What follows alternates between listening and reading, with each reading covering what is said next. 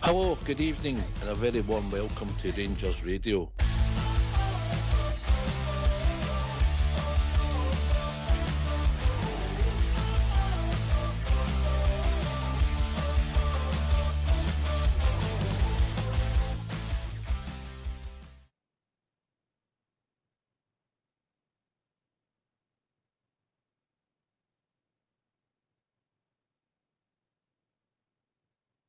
Well, hello, good evening, welcome to Rangers Radio. Join myself, Foxchair, on the show this evening. It's your Robert and the legend that is the Bridgeman, and hopefully your Jim will be joining us shortly if everything's all right with what he's dealing with at the moment. Evening, Robert. Evening, Ox. Evening, Bridge, and good evening to everybody out there that's listening in. Welcome to the show. Evening, Bridge. Evening, Oxshare and Robert and Jim. Jim's not here yet. What can I say? I'm confused. I think Jim was in. Sorry. Anyway, a big good evening to you guys, and of course the techie boys in the background. Can I just say to all the Rangers fans listening and all over the world, good evening. Welcome to Rangers Radio. Okay, right. Question for you two, gentlemen. How do we turn this frown upside down? Robert? Yeah, you look at the league table, mate, and it shows that we're closer than we've been. We're 3 points off the top. We're back in the hunt. It was a long way to go, still a long way to go. A lot of games to be played. I still think there'll be many twists and turns, but we've been saying it for weeks. I know you touched on it last night, and we obviously mentioned it on Sunday. Any victory, by any means necessary, whether it's a pretty performance or a dominant performance, every win at this moment in time matters. So that's how we look at it, mate. I know we'll be frustrated with the performances, but if you play like that and you get 1-0s or even 2-0s, it's 3 points at the end of the day, mate, and that's what will win you the league. Points, not performances. Aye, fair comment. Bridgeman, 1-0 victory, your favourite. Come on, mate. Indeed. It's just what I like, you know, in that sense. It gives us the 3 points, and I thought it was a superb 3 points for us. We know we've got weaknesses, and by the way, the biggest leveller in football was we could see it ourselves. Bad pitch, pouring rain, wind, howling wind, and the rain goes off, but the wind keeps going, and so on and so forth. So the weather played a big part in it as well. But I thought we were very competent. I don't think they actually got a true shot at goal, but I thought we did very, very well. I'm really happy. 3 points, magic. Look at that league now. My goodness gracious, we've come on a long, long way. Yeah, I get that. We've got to be fair and we're critiquing again, Robert. Yeah, and I think most of the guys that come on here, people might see it different, and they're welcome to phone up with challenges. Yeah, but everybody knows that I'm always right. That's the fact, right? But however, right, we look silly and foolish if we come on and say we were happy with that performance. But I think the point you're making, you're happy with the result. Yes. Absolutely, mate. We can't cover it up. We're only seeing what we're seeing with our eyes. It wasn't a vintage performance. There's been many of them this season, but there's been games where we've played like that and we've come away maybe 2 or 3-0 with a clean sheet, and we don't really look at the performance as much because there's goals in the game. There's an enjoyment of seeing goals being scored by individuals, certain players come to the floor, but when it is a dogged, under par performance, of course it's going to be highlighted. But that is the point, mate, I'm making. It's 3 points. Whether we dominate a full 90 minutes and we win 1-0, or we get a last minute goal under a poor performance, a win is a win. People have said we need to win these 9 games. Well, there's 1 out of 9. Are we going to play like that again? I hope not, but I wouldn't be surprised, mate. But can we come away with a result? Absolutely. And that is what matters. Points over performance any day of the week, especially at crunch time of the season. Yeah, listen, we've got. I think when you look at it, 7 wins and a draw with one as the league title, yeah, because everybody can't pick up maximum points potentially, yeah. Well, maybe no. Maybe there's arithmetic that would make that when they work out. But we've got 8 games to play, as you rightly point out. And apart from Falkirk, yeah, the other 7 teams that we're going to play will beat them all this season, Bridgeman. Beat them all. Yeah, that's the truth. That's the truth. And I thought we did very, very well against Falkirk last time. In fact, I think it was a very tough game. But really and truly, saw that. It was it was a draw at Ibrox, mate. Really poor performance, yeah. Yeah, but I thought we did very, very well because we've been crap. And Falkirk played us really, really well in patches of that game. They had tons of the ball, and we didn't. And we saw that at the weekend at times with St Mirren grabbing the ball and holding it and able to play. Again, poor weather, but you know, we've got to smarten ourselves up. We've got to get better, and I'm convinced we're in for it now. We're absolutely in for it. They know what it is. They've got the target in hand. We've got 3 games to get there before the split, and let's go and do it. That's what they need to think. Go and do it. 2 of them at home. Well, you can't beat that, can you? 2 out of the 3 at home. Can't beat it. Other than the 3 at home. To get to the split, aye. That's it. That's all you want to get to now. You don't want to get to the split. Aye. Win your games, and by the time if we win all our games, the league at the top is going to look a bit different. That's for sure.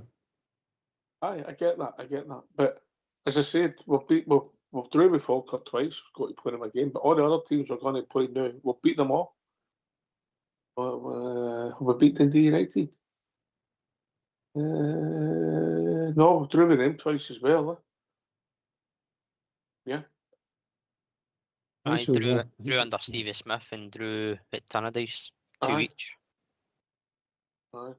So there you go. What I'm saying, Frank. But we'll beat the 6 and do with 2 teams, so we should put these 2 to the sword in the next 3 games, Robert, and then we've got 5 teams to play, and we'll beat them all. So what's the fear? There's nothing to fear, mate.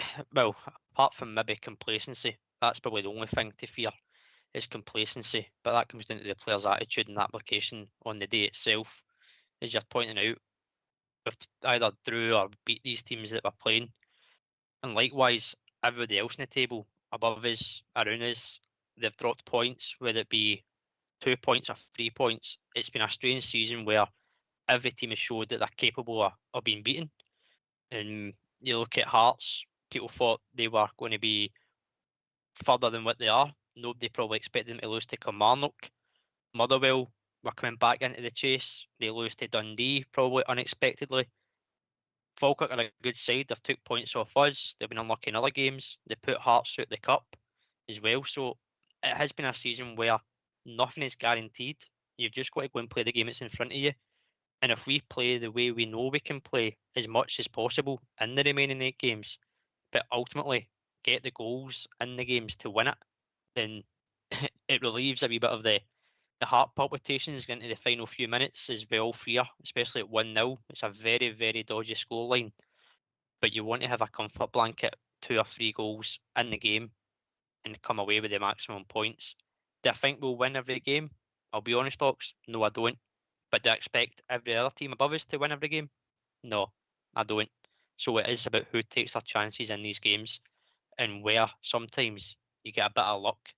Because let's be fair, we've not had a great fair share of luck this season either. No. Rich? Yeah, much like Robert says there, there's a lot of teams. We've got a lot of games to play. We get whole 8. It's a long way to go. 8 weeks might just run in basically, but the truth is, we've got to go with it. And but whatever form we get, we need to hold that form, and we have to do it right. Whatever good form we get, we've got to hold that form. And these players that we've got in our team, they've got to show the fight that's required. They know now they're only 3 points off the top.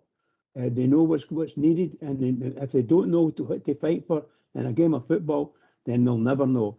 This is what it's all about for them. There's some of those players there. They could make a name for themselves between now and 2 months' time. They could actually make a name for themselves and be real stars in world football, and that's the truth. They've got to win. The team must win, in my opinion. They must win 8 games. That's all I'm looking for. Win 8 games, It's going to be tough, but go and win them. But first of all, in my opinion, the first three, they're going to be big tests. If we drop any points in this three, then you can forget it. I don't think that. But again, I don't think that is the case. But obviously, it'll always make it harder for you. But first and foremost, we have to start with the first one, and that comes at Saturday at 5:45 at home to them. And it's time now. Let's get back. Let's get the atmosphere like it was in the first game against them, the first half. Let's get it like it was the whole of the Hearts game. Let's put them in the sword and let's move on. Robert? That's it, mate. That is it. Brisbane's pointed it out. The next two games are at Ibrox. I think getting into the split, obviously the split will happen when it happens, and we'll see the fixtures when they're announced. But getting into the split, 2 games at Ibrox, home form has been vastly better than the away form. If we're honest, the performances have been slightly better at home as well. But that crowd, mate, you know how it can add. It can become the 12th, the 13th, the 14th, whatever man you want to have. Diaz in. You can have loads of support Vinicius behind you. Junior. Oh. Don't know who's getting the interference. Carry on, Robert. So you want to take advantage of that, mate. So first game Aberdeen and then Dundee United after the international break, which probably comes for me a bit annoyingly at crunch time of season. I don't think there's any need for it. I'd rather have the domestic league being prioritised over an international break. But first and foremost, Aberdeen is Saturday. Kick-off time's not great, but you've still got to go and win the game in 3 points and see what happens elsewhere. But as long as we do our stuff on the park in front of our support, then everything else will take care of itself. Don't need to be relying on other teams at this moment in time. You don't want to be. You want to be putting yourself in the strongest position possible, and that starts again on Saturday. Aye, I couldn't agree more, mate. Rich? Yeah, 100% with that, 100%. There's obviously huge difficulty no matter which corner we turn. My target is one game at a time. Go out and do what you can do. That's what you need to do. You're at home, 2 games at home. We must be able to go out and win at Ibrox 2 games in a row. We must, no matter what. The opposition isn't the best in the whole world, but we've got to do it. And that's built. We win this next game. We win against Aberdeen. Pressure's on. So that's what going to. Aberdeen will play first, isn't it? Yeah, I think it is. So we're going to play against them. Pressure's on the other teams, and that's for sure. Aye, if we win, we obviously put pressure on them, yeah. And strange things happen under pressure. I'll come back to you on that point, Robert. But the question we're going to ask the listeners tonight, right? No too hard, because we know EK's listening. But yeah, come on, he's not the brightest, is he? You know what I mean? Excuse me. Getting praised last night and getting slagged tonight. The life of AK, yeah. He did praise last night, but being realistic tonight, too. You know what I mean? He deserved it. Listen, all the praise he got last night and more. But we're being realistic tonight, right? 2 different things, right? So, what we're asking, and maybe he can join us if he's got a view on this, because have we got the cojones to do this? Have we got the minerals? Have we got the Henry Halls? Whatever you want to dress it up as, have we got it? Robert? I hope so. I sincerely hope so, mate. I think it's going to take a massive effort from every single player. I don't think you can have half-hearted players coming into the squad and half believing. I think you've got to be all in at this stage. We touched on it in Sunday. If the result that Hearts got didn't give you a lift, if the heart of getting at the cup doesn't give you that extra motivation to go and do something this season in the league from where you've been and where we started as a group under Danny Rule, then what does? So for me, it's down to the players. If they want it, they'll show it. If they don't, well, we'll see on the park who doesn't and who doesn't believe. Danny Rule certainly believes. I still believe, but individual players, it's down to their mentality, their cojones. Do they want to show it? If they do, then we will get there. If they don't, then we'll have a few passengers in there and a lot of question marks about individuals who go into the future.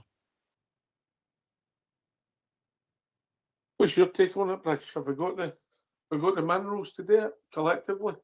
Have the Well, support the minerals for it? Well, that's a good question with the support at the moment. You know, they're kind of a wee bit split, you know, at times. Personally, I think that the team, if they don't know by now, right, then they ain't ever going to know. They're playing for a championship here. They're back in the hunt. We've been out, we've been in, but out again, and now we're back in again. And we've got a great chance. So how are we going to do it? The manager's going to spray magic dust on them, and they're going to convert to fabulous players. No. They're going to have to go and fight 100%. This is Scottish League we're in. You know, make no mistake, and people are out to hurt you, and players are going to hurt you. There's no doubt about it. Rangers players, they're going to get hurt. Some of these are going to get hurt, and they take no prisoners, stamping, all the rest of it. It's all there, and the referees give you nothing. If you're a Rangers player, you don't get very much after the referees. Only your brilliance will get you that. Now, score good goals, make sure everything's okay, and do the business right. Otherwise, we could end up with nothing, an egg on our face. And after what we've done, brought ourselves back into it, look at us. We've got to be there and go. Be aware. Be everything you've got to be around about you in a football shirt, and know who you're playing against. Because they're going to sneak up behind you, do your Achilles, the dirty stuff is going to happen. That's what happens in Scottish football, believe me, at all levels. You've got to be ready for it. Aye. There's different kind of cojones on a football park, Robert. You know, we need our guys to win their tackles, win their duels. But we also need our other players to show the cojones are holding the ball at the right time and getting ready at the right time, which is football decision making. And some of them haven't done that yet. No, you're right, mate. The decision making throughout this season has been very questionable. Some individuals more than others, but collectively, as a team, as a squad, there has been a lot of decision making errors, will we say, or issues, whether that be the forward line not creating enough, not taking chances when they fault you, or defensively switching off, silly needless fouls, particularly towards ends of games. It's things like that you need to rubber stamp out the game. You take all them out the equation, mate, defensively, and you take your chances when you come. Let's be honest, we'd be sitting top of that table right now, miles of points ahead, and it's all been moments in games. Again, some of them haven't been pretty, but it's been moments where you look back. I heard you talking last night, the Hearts game at Ibrox, decisions go against us, but we didn't really played great that day. But that one game, one moment changes a landscape. So if you take all the moments in all the games, or in most of the games this season, then that table's a completely different outlook.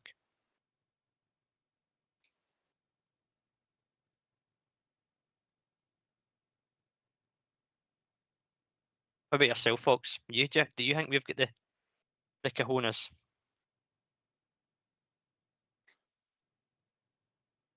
Well, can I speak for him? Probably not. We're a hard team to beat, mate. We've not lost a lot of games in the league, right? What was the sudden? The last 2 games we've kept clean sheets. Might have stumbled on a better partnership. The cojones were an inexperienced group. You know, you go through it. Roman's young man, the Jiga young man, for where they're playing, and same with Fernandez. You know, they're relatively young people. If you go with the two Tucci and Raskin, they're okay. They're moving toward mid-20s. Then you get Mikey Moore, Chamiti, Narderi, and Ian Other. Right, so we're a real inexperienced group. I think we have got the cojones to do it. Whether we've got the experience to help us bring out the cojones, mate. Not that you should bring out your cojones, but you know what I mean, right? That'll frighten everybody. That's another story about a night out. Right, anyway, with Fox. Did I tell that one? What do you think, Bridge? No, I better not. I It's would only 20 sell it, past. It's only 20 absolutely. past 8. You come on.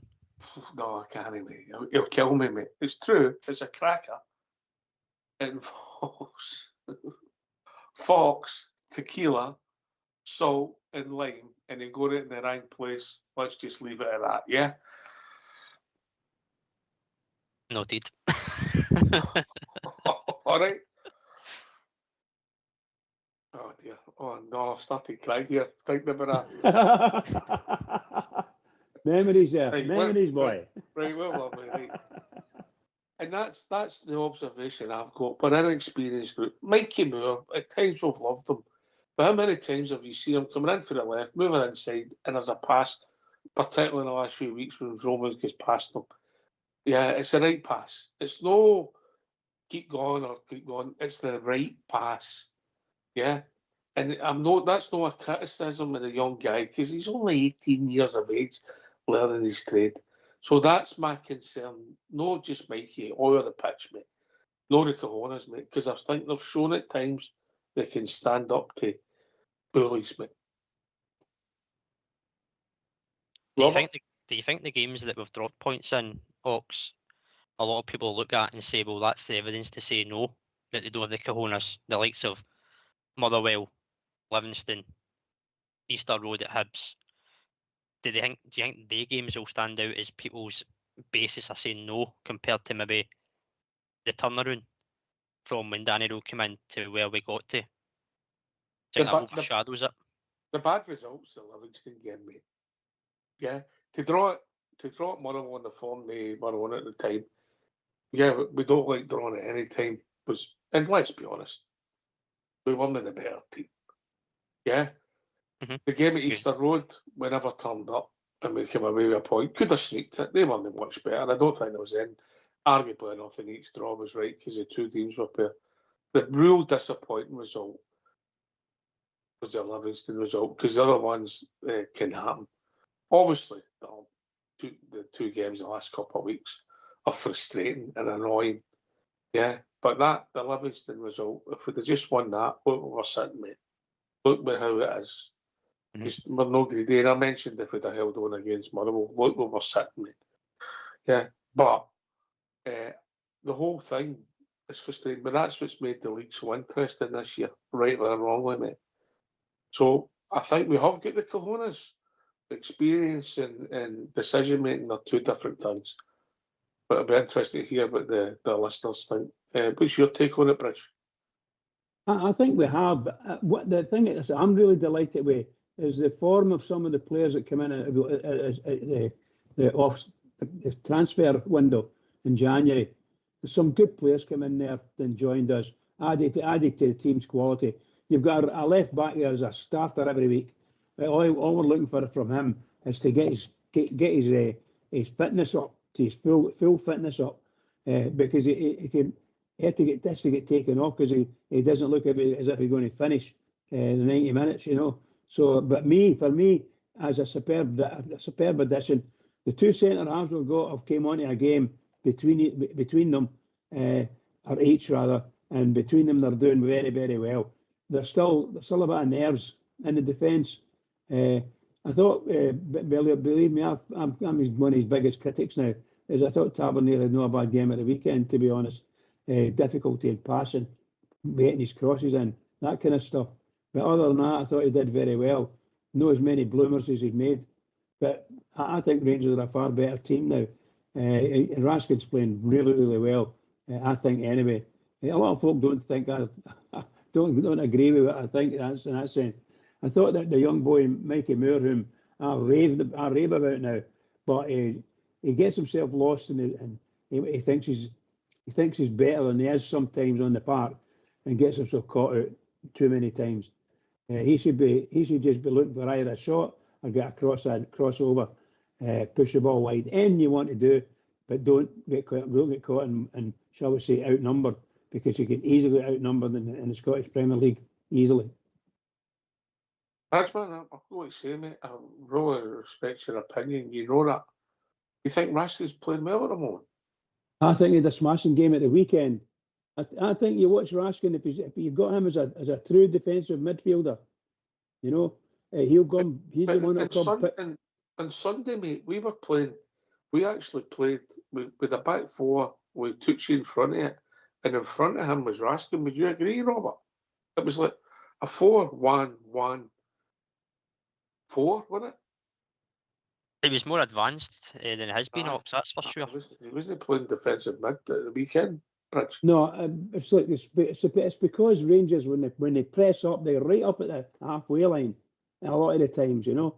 And Raskin's got to be in front of them, you know, and he's trying to pick the ball up and from the defence. Obviously, being the defensive midfielder, he's going to be the last midfielder in the line, if there is a line up at that point. I still think Raskin's a very dangerous player for us. Look, he's not best. He's not the best player in the world, but I think he's a smashing player for us. I really do.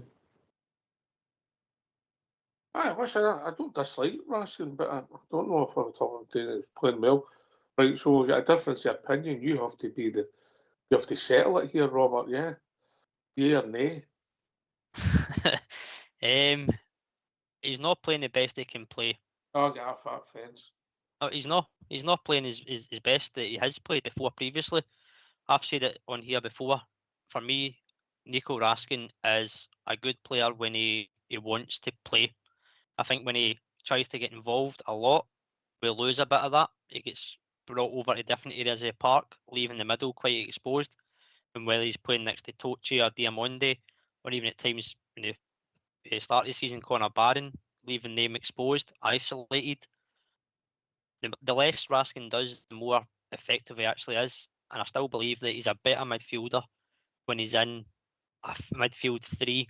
I think a midfield 2, he goes wandering, and that obviously goes on to what I touched on there. He leaves a lot of space opened.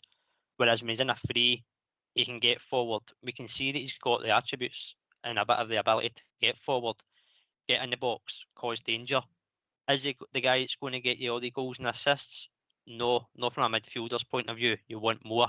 But I wouldn't say right now he's playing better than what it has shown throughout the season. I think he's played better than previous.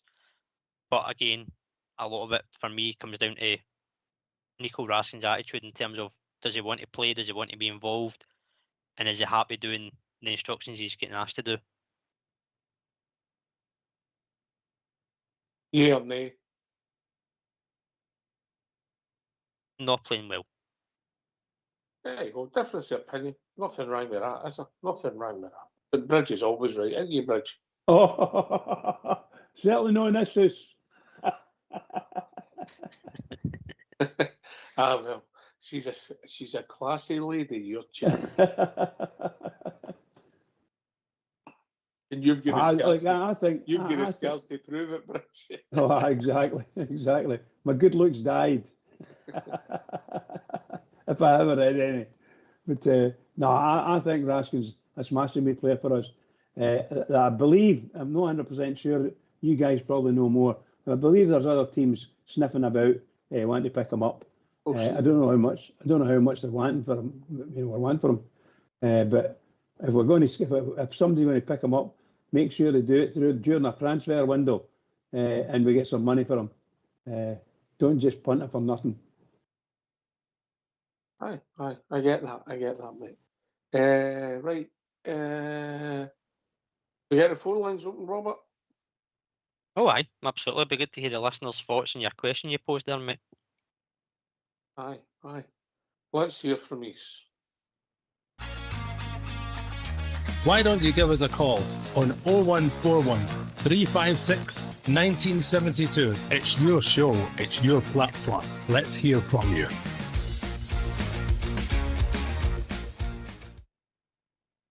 Yeah, come and join us, give your thoughts. Have we got the cojones? Have we got the minerals? Anyway, Ross has joined us. Evening, Ross. How you doing? All right, bro. What's happening, mate? Oh, you don't want to know, mate. What's up with you? No, I don't want to know, bro. But let's get to the real picture here. Rangers again, walking it into the net. We need to stop this. We need to start shooting. I think that's a fair comment, Ross. I think you're right. It's getting out of hand now. This is getting, St. Man, we should be led on them. 3-4-0. Come on.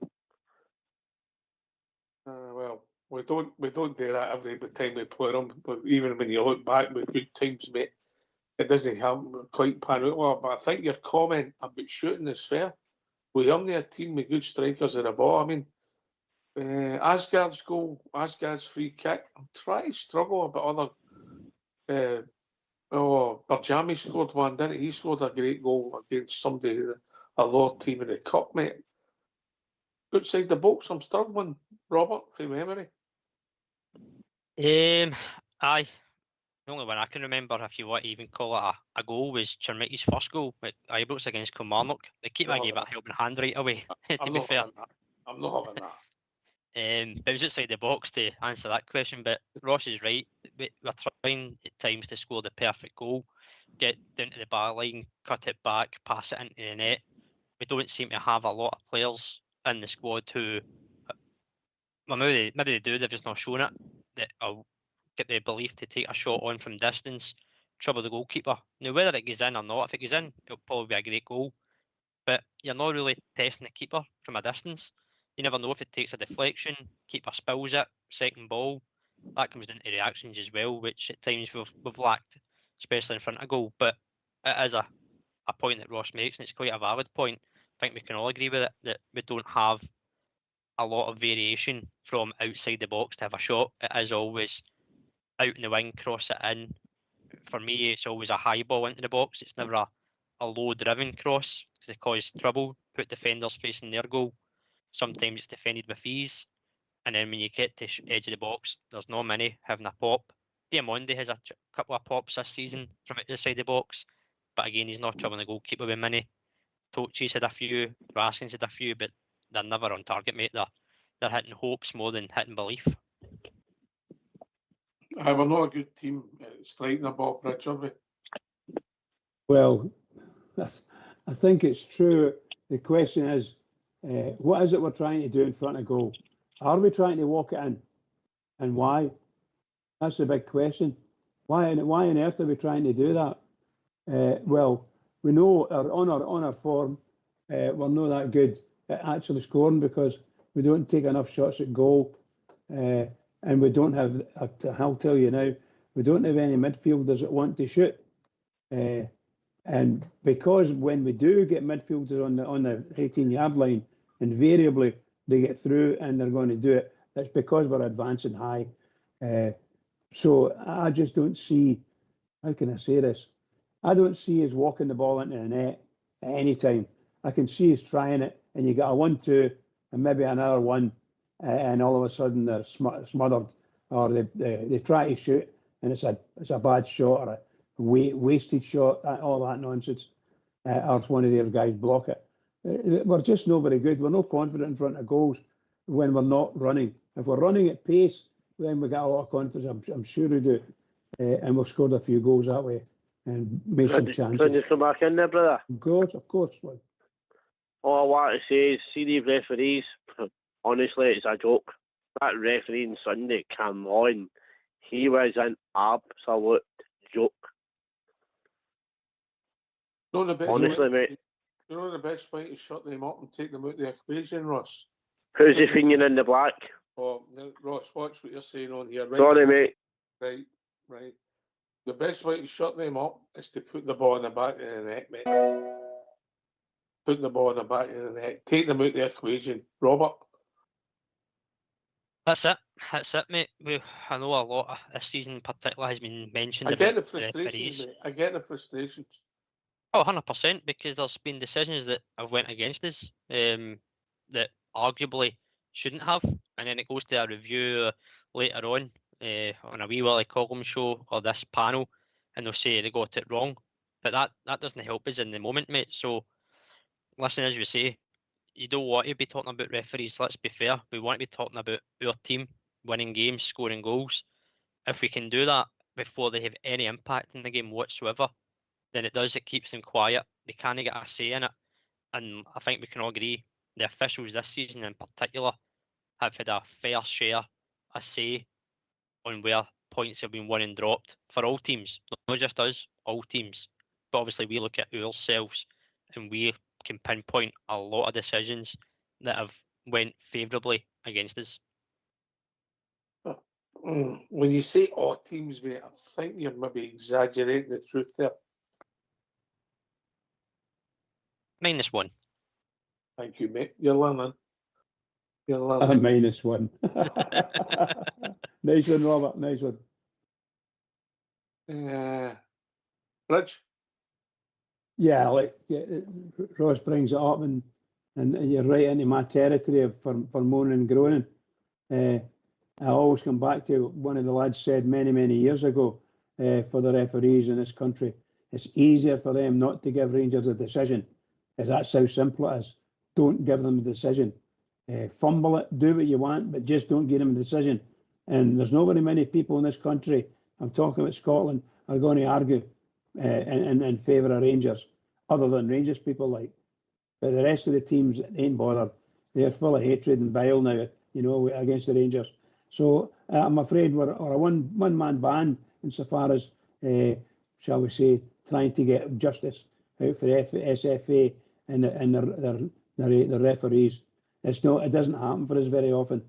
There's sometimes they can't help it. They just go, "He it," because it's there in front of your eyes, and they put their crooked VAR people in, and they can't see anything wrong. And that's what I'll take it back to just a wee minute ago when Ox said, "Put the ball in the net and make it unquestionable." Make it unquestionable.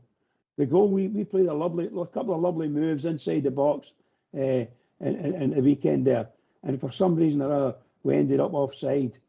What was that about? Why can't we play the ball? But there's nobody next to any of the two of them. Pass the ball. It's easy. Pass the ball to the man. We play it off. Play the man goes offside, and we've got to watch all that. These are the things that make us our own worst enemy. But we need to be able to do it. We need to be smarter. That's all it takes. Be smarter, and you'll get there. Aye, have we got the minerals? Have we got the minerals? Come and join us. These are your thoughts. 0141 356 1972. Have we got the leadership, Robert? Well, no, we don't, because those who are meant to be part of this leadership group some have been there for a number of years.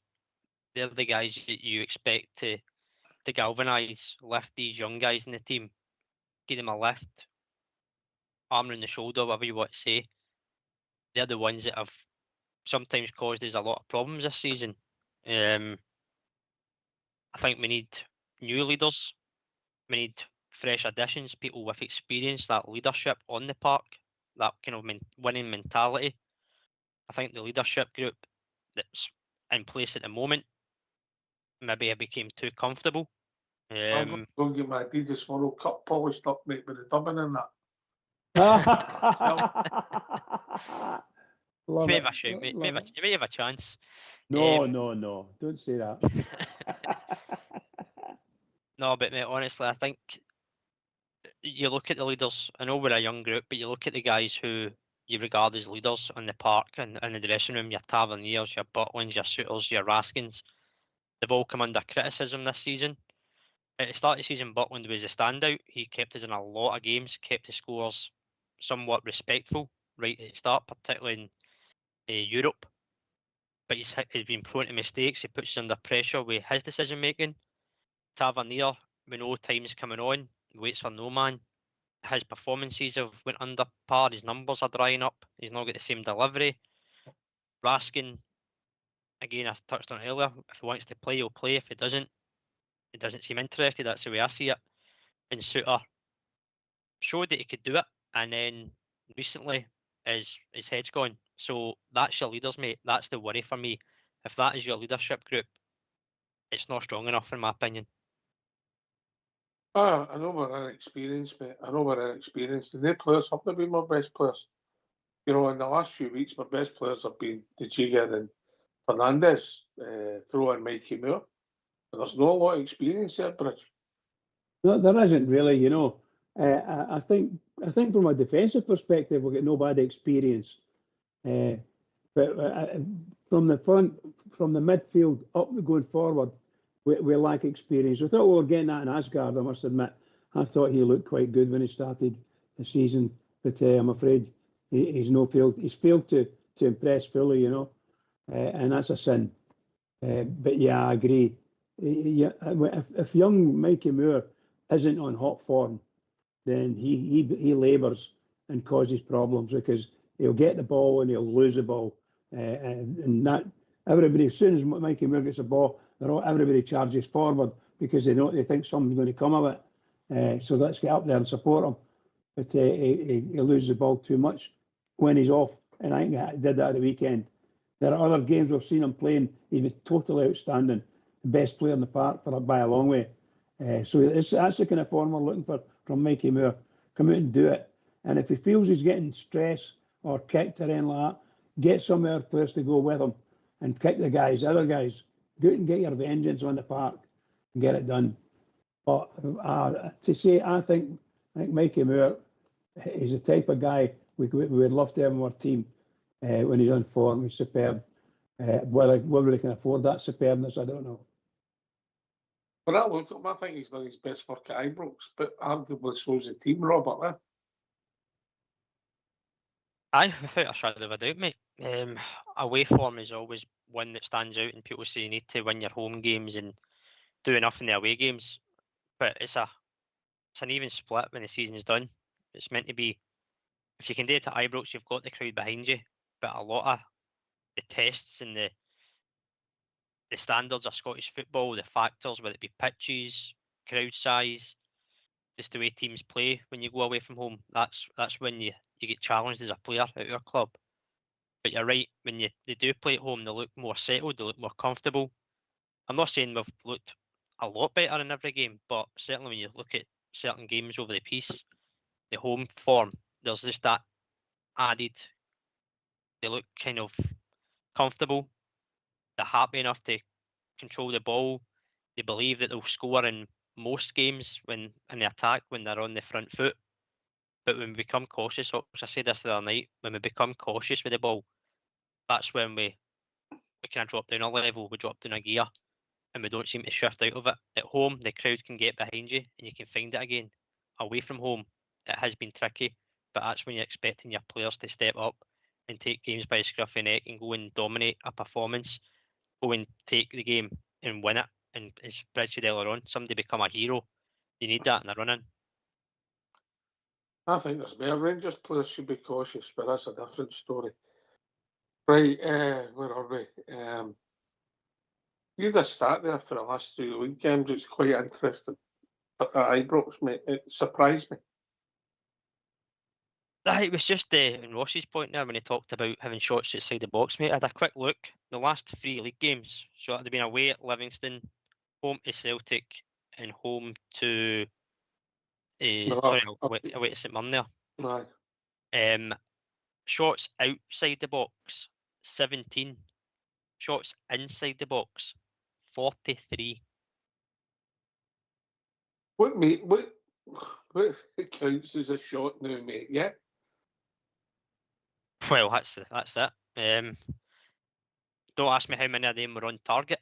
Probably not many, to be honest with you, especially outside the box. But it shows you that we're trying to get the ball into the box.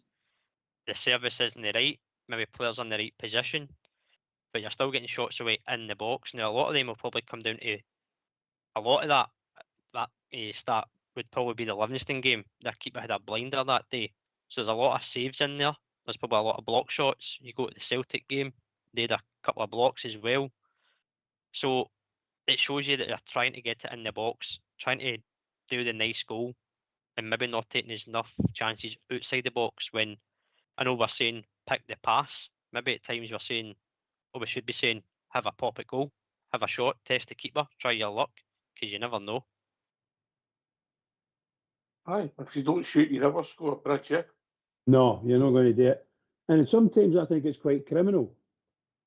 You see a good move starting, they end up at maybe 25 yards out, and you think they're going to line up and have a dig, they're going to take a step forward, or what they're going to do. And then wee intricate moves come. Sometimes the move's really nice to see, and they make the move and create a bit of space. And then you get this, well, I'm not going to shoot, I'll just pass it to him. Just pass it to him. And within 2 steps, the game's done for that bit. The ball gets taken off them, or they they get tackled or whatever, and they just lose it. Their concentration seems to go. Their whereabouts on the park seems to they seem to get lost. We need to do something about that by if you're in the box and you're any have a shot at goal. Even if it might take a deflection, you never know. And you'll get a goal at it.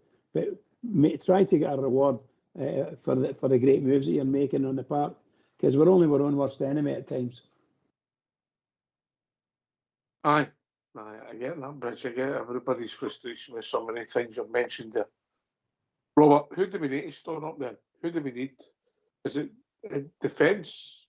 Is it the forwards? Is it the midfield? What unit has to work to drive us home here? You need 100% effort and belief and determination from every single player in the park, Ox. Defensively, we look better at the moment with Giga and Fernandez. You've got Romans, a very good acquisition at left back, so it seems he can provide a good threat going forward. The right back still for me an area of concern. If I'm being honest, Tav will come in and will do a job, but we know time's coming on. Sterling, he's had his injury worries. How many minutes can he play? What's the red zone? A lot for me. Sports science comes into Sterling's performances and minutes in the park. Midfield, it's a key area. You know yourself, mate. You've played the position. Badly. If that engine room doesn't work, then nothing works middle to front, and you're exposing yourself from middle to back. So that's a key part of every game. The wide men need to improve and boost their numbers, their chance creation, their chances created for others or themselves, and obviously the guys up front.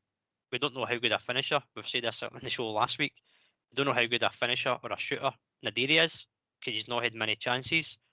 Whether that's because he's having to do the work outside the box and not being in the box. And Chermiti can blow hot and cold. Let's be brutally honest here. So everybody needs to work harder. Everybody needs to step up. Somebody mentioned last week, Kyle Lafferty. He loved a title running. He was getting you goals. A big daffodil. He came in the spring, didn't he? He did. But you look back, Ox, and you go, well, that was a guy who did go, right, there's a title to be won here. And he was effective. He contributed with assists. He was scoring important goals. You need somebody like that. Now, whether that comes from Chermiti, Nadiri, Moore, Scove Olsen, whoever, any player, you just need that one player that can go and grab a game, as I said, get goals, get games, and be decisive. So for me, it's every single player needs to step up. I'm not saying everybody's below par. There's individuals out there who have stepped up. But if you can do it collectively, then you're surely going to get better. Aye, I get it, mate. You know, an individual being a star of the team playing well, you're better with the team playing well than somebody being a standout. But I get it, mate. But we're going to need some heroes. We're going to need people to shine. We're going to need moments of brilliance at both ends of the park, Bridge. Yeah, we are. I do think there's improvement can be made nearly every position in our team if we've got the money to invest. But I know that some players are leaving us come the end of the season, and I think one of them is a big centre half, Giga, and that's a sin because he's coming on to a bit of a game and making himself a good partner with that big boy Fernandez. I'm not saying they're the best players in the whole world, but I've got a couple. I mentioned that a couple of centre halves I would go and get in Scottish football. It'd be a bit cheap, but they'd be very cheap. And I would suggest that the big Philip plays for Livingston centre half. He gets himself about the park and he does things. So I think he'd be a good replacement for Giga. And it'll not cost you a fortune, that's for sure. But everybody in every part of the park, we need better players playing and joining the club just to help us out.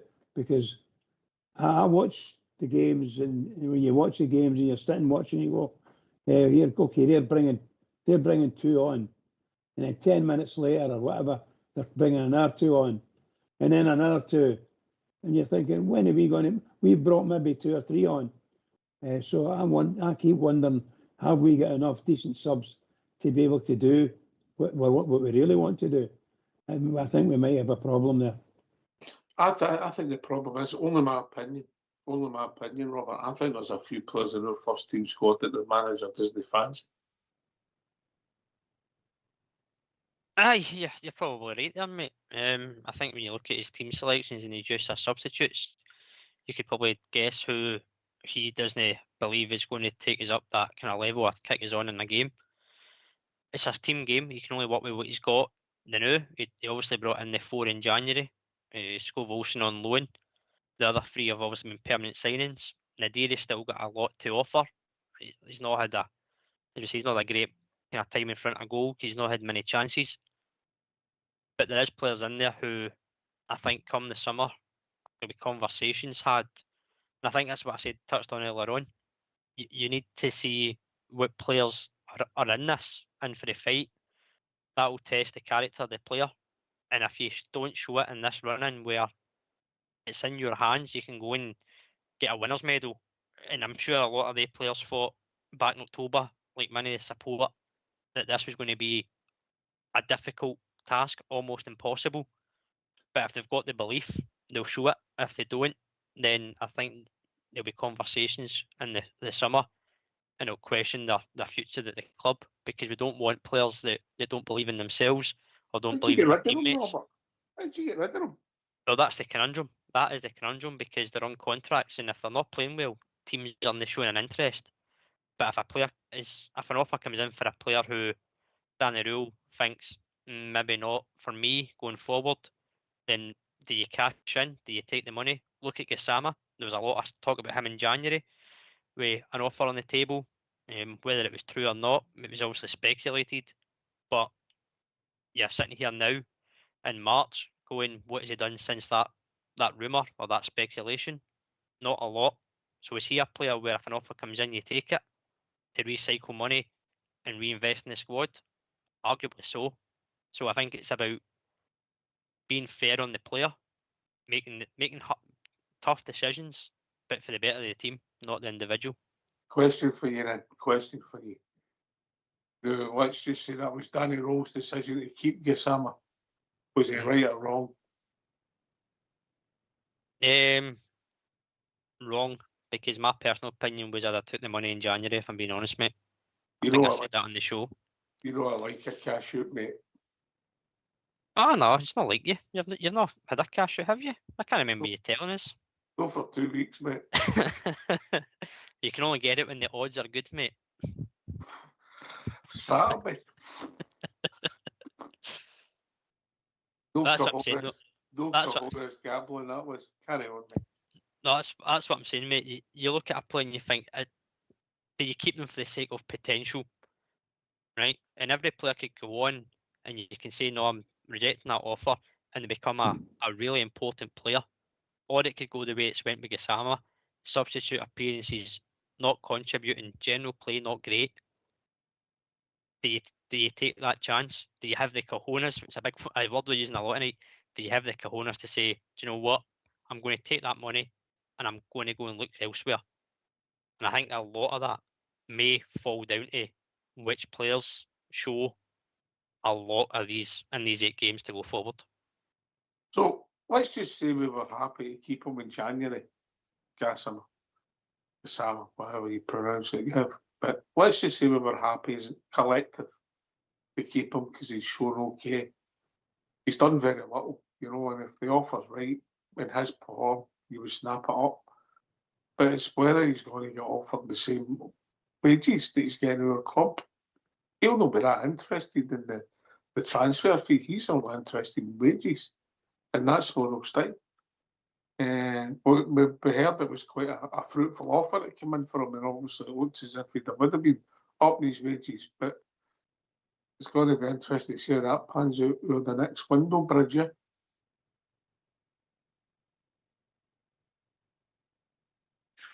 Bridge? Robert? Apologies, I got that. I forgot to put it on mute there. Apologies. I think Gassama's a smashing player for Rangers, but we're playing him in the wrong position.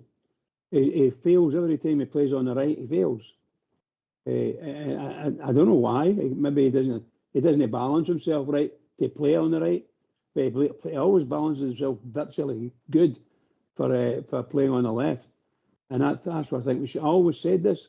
If you look back, you'll find me. I'm always shouting and ball. We're playing him in the wrong place, and I think he's a bit scared when he plays out on the right because there's a comfort factor in the style of play he's got that makes him good and good for a team.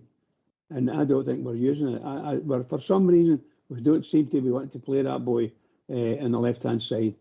Maybe the manager's expectation is every player should be able to play in at least two positions, Maybe it's like that, I don't know. But I think even a good manager who's maybe 100% for the guy and wants to see him out in the right will turn around and say after 3 or 4 games, him playing on the right doesn't work. I mean, all the support sees it. It doesn't work. And they get some stick because he's got to be lazy and this, that, and the next thing. You put him on the left, start him on the left, you get a different player because he wants to get in there and he wants to get mixed in and do it. But because we're playing him on the right and he's not doing anything, we're expecting him to run back. You're sitting up there doing nothing, come back here and help the defenders or whatever, Whereas you see him when he's playing on the left, he's keen to go back and help and get back up the pitch again. I do think he's a good player. Forgive me, I do. I think if he's going to sell him, you would make a lot of money. You could make a lot of money for yourself selling him. It's going to be interesting. My take the left-right is that he doesn't look happy. But even if he's playing on the right and he doesn't like it doesn't excuse him for the basics he's not doing. Whether you're playing right or left and you can be asked to make a 10-yard pass, that's irrelevant which side of the park you're on, Robert. You should still be able to make it, and he does it loads, mate. Whether you're playing on the right or the left means you go with your runners. It's not an excuse because you're on the wrong side of the park, mate. Then you're into an attacking third and he likes to cut in and go for that curling shot. But you can't do that. And the other thing, so I get that's his favourite move, but the positive to that, if he's playing on the right, he then can go outside and put a cross in with his right foot that he can't do on the other side of the park. So there's too many negatives for me in him, right or left, never mind where he's playing. I agree with you, Bryce, I don't think he looks comfortable on the right, which is bizarre. But there you go, Robert. Well, that's it, mate. As I saying, it's the basics that he's not doing. See, if he was doing the basics, you could maybe give him a bit of slack and say, well, maybe he's not on his favoured side if he's doing the basics, but he's not. And I agree, whether you're on the right or left, you should still be able to contribute. He's got the pace, he's got the ability. We've seen it, particularly at the start of the season. The games in Europe, he was getting past men, he was putting in crosses, he was cutting inside, as you say. He's got an eye for goal when he comes inside. But if he's got that good a right foot on the left, then why is he not showing it on the right by taking a man on and putting a ball in? It just doesn't seem interested. I actually seen a quote from Danny Rule today. He was asked about playing Gassama on the right, and Danny Rule says everybody has their favoured position, but sometimes you have to change and move them for the benefit of the team. I don't think it benefits the team, Gassama on the right. And it's been a problem area we've had for a number of years. And this season, it's been the exact same. How many players have we played on that right-hand side? And we're still looking for it. Moore, Ant-Man, Scott Wilson, Gassama, Bayrami. Barami. A lot of players, mate. And it goes back to that old saying. Has played out there. Yep. And it goes back to the old saying, and we've said it many times in this show over a number of seasons. Square pegs and round holes. And most definitely. Right, we're moving on to time for a tune. You get any preference tonight? Hi, Sonia. I go Sonia. You like that man, Bridge? Oh yes. I didn't agree with you, mate. The magic hat. You like that one as well? I think it might be a wee Mexican number, New Foxes. But anyway, what about yourself, Robert? I think it would be one of these modern tunes that Foxes uncovered. All right, get yourself a mute and let's have a tune.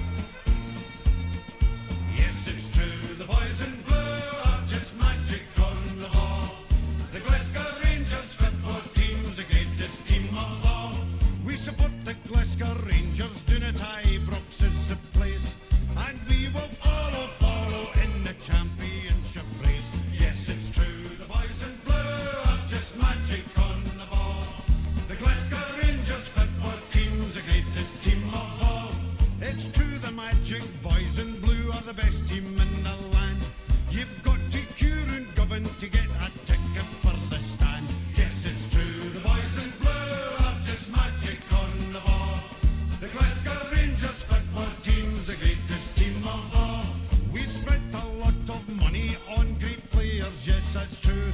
But the Rangers fans deserve the best from the boys in royal blue. Yes, it's true, the boys in blue are just magic on the ball. The Glasgow Rangers football team's the greatest team of all.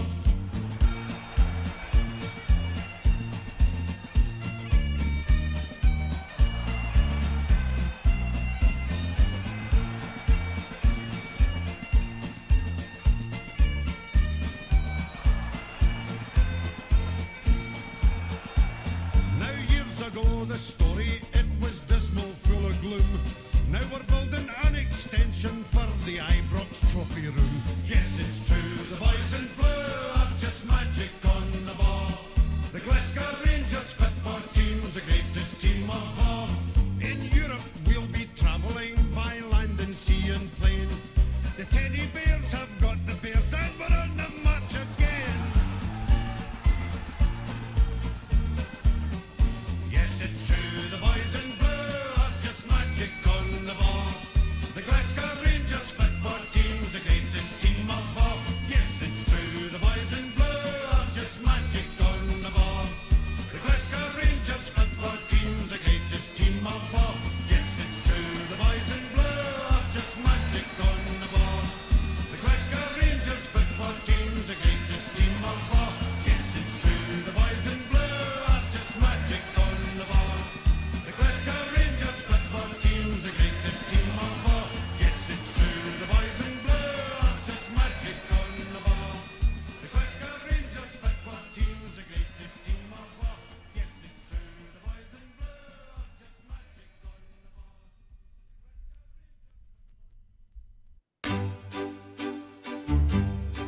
ball. While you are sitting listening on your own, why not take part and give us a phone?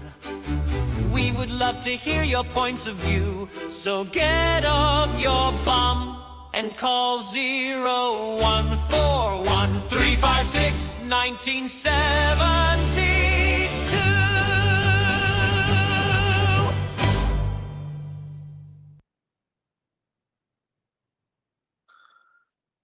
Yeah, some updates on who's been called up, and one of them strange and one of them deserved.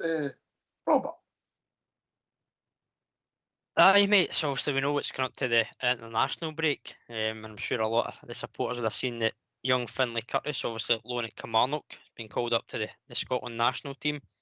Manny Fernandez get his first call up to the Nigeria squad as well.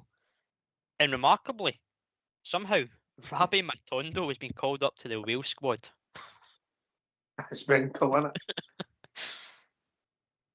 I don't know that one, mate, but well done to Curtis and Fernandez. Obviously, Curtis has went away on loan, getting the game time that he deserves. I know a lot of support wanted to keep him, but he's been rewarded with a call-up to the national team.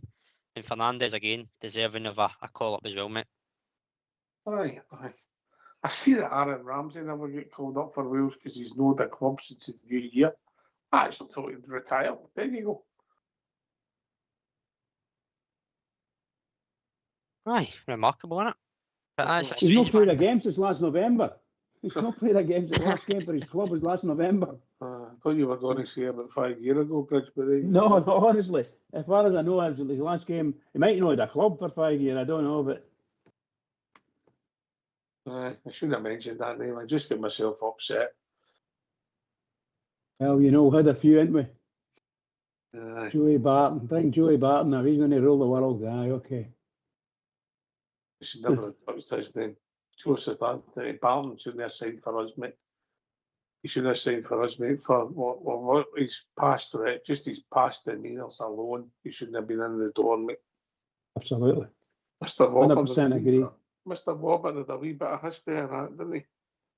With a magic hat. Nah, he get carried away in the end. Oh, mate. Warburton is magic. He wears a magic hat. Love it. And you're still Aye. Bridge. Oh, don't start him. I used to think that people were raising money for charity when they were trying to throw coins on. That's not the truth. He's no commenting. He's still singing. Give him 3 minutes, he'll be back. We'll be cutting the record. Aye, the internationals, mate, I don't think we're alone. Wales is an actual qualifier, isn't it? It's a playoff, mate, against Aye. Bosnia and Herzegovina. We're the only ones that should have games. There's no absolutely no point in friendlies at this time of the season. It's just an extra game, an extra week. I'm sure they'd rather get the players earlier if the season's finished a week earlier. I just don't understand it, Robert. It's mental, isn't it? No, I don't like it, mate. I don't like it, especially the time it is in the season domestically. Obviously, a lot of our players will go in international travels, and you're just hoping that they don't pick up anything, because at the end of the day, it's going to be us that's got them injured getting into any of these games going forward, and you don't want that.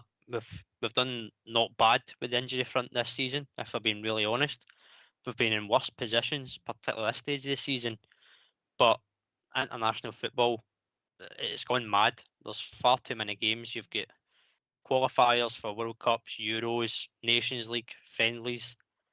Don't need a friendly for an international team. You can just look at the players in their domestic seasons and pick the players that the country thinks they're going to do best for going to the World Cup. I understand the rationale by it, but not during a domestic season, mate. Not for me.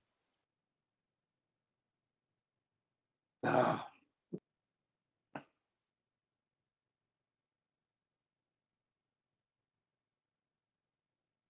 What arrives for Big Manny, another jazz player for Nigeria, right?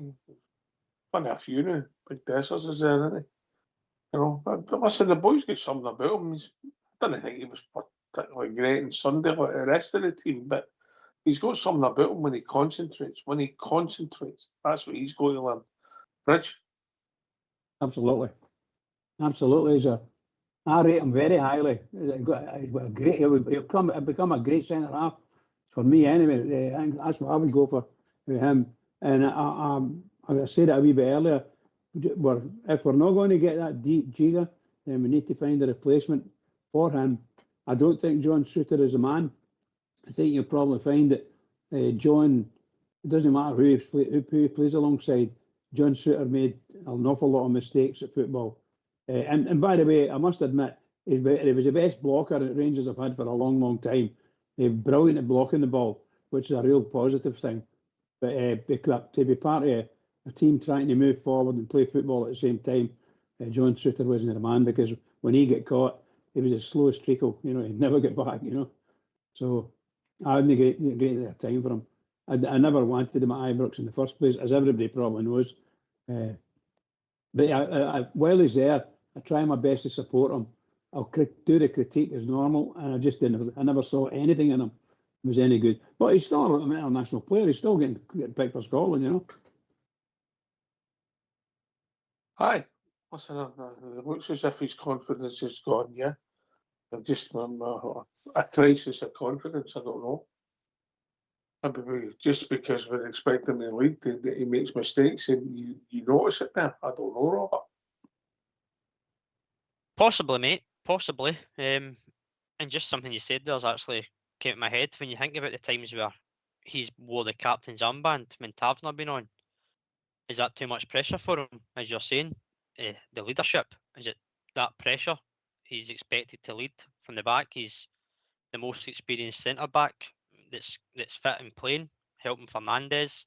But then given that armband, is it too much pressure for him? Has that affected his game?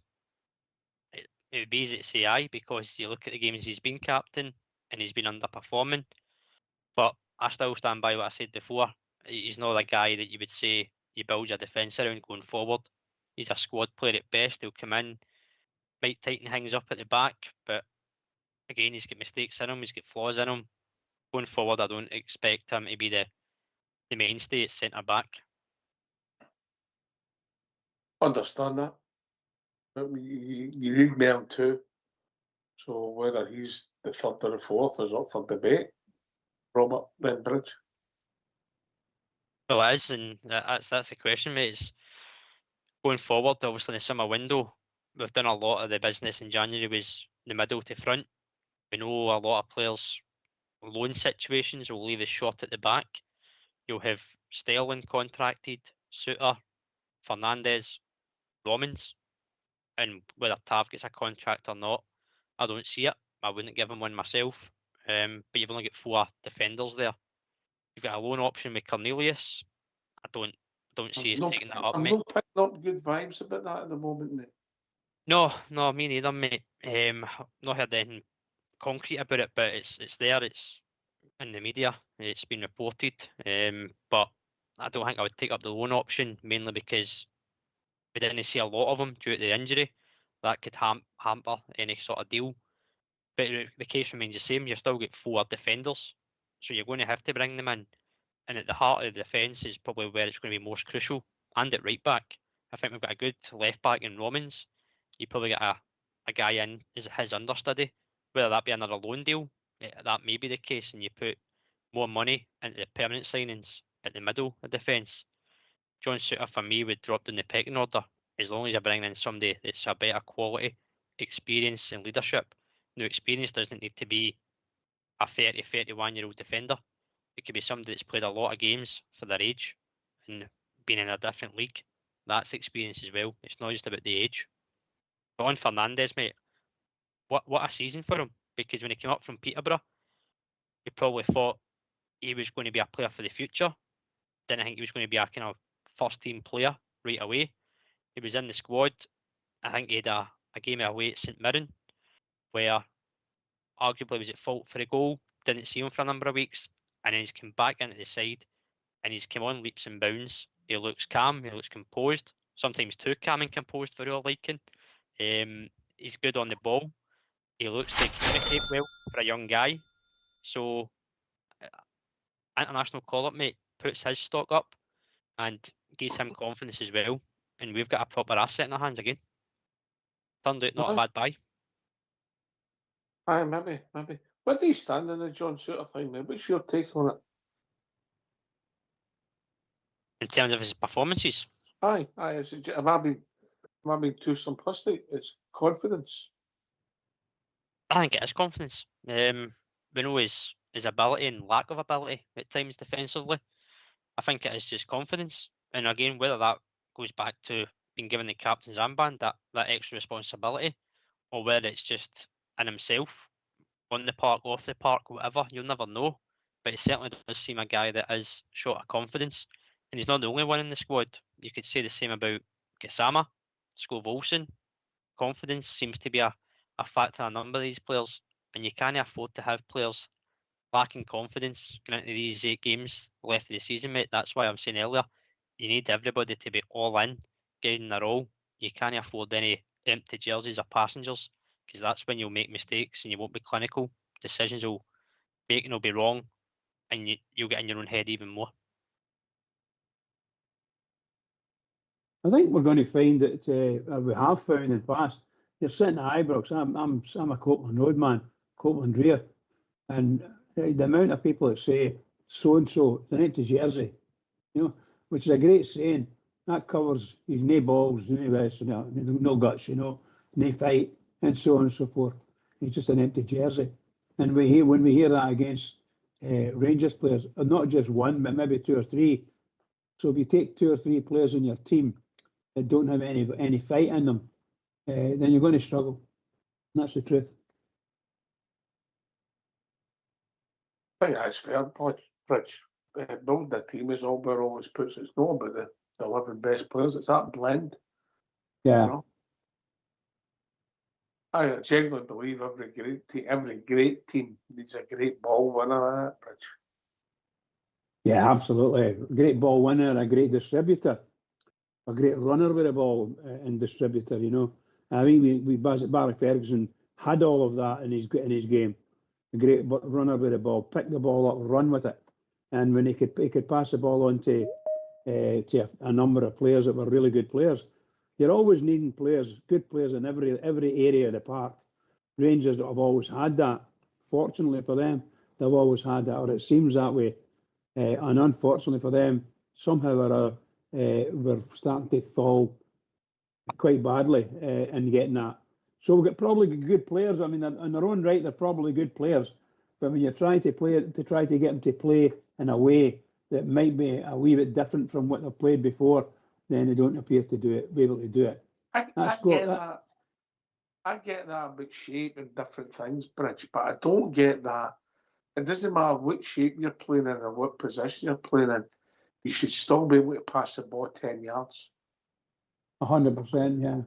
No doubt about it. And that's some of my frustrations, mate. Basics.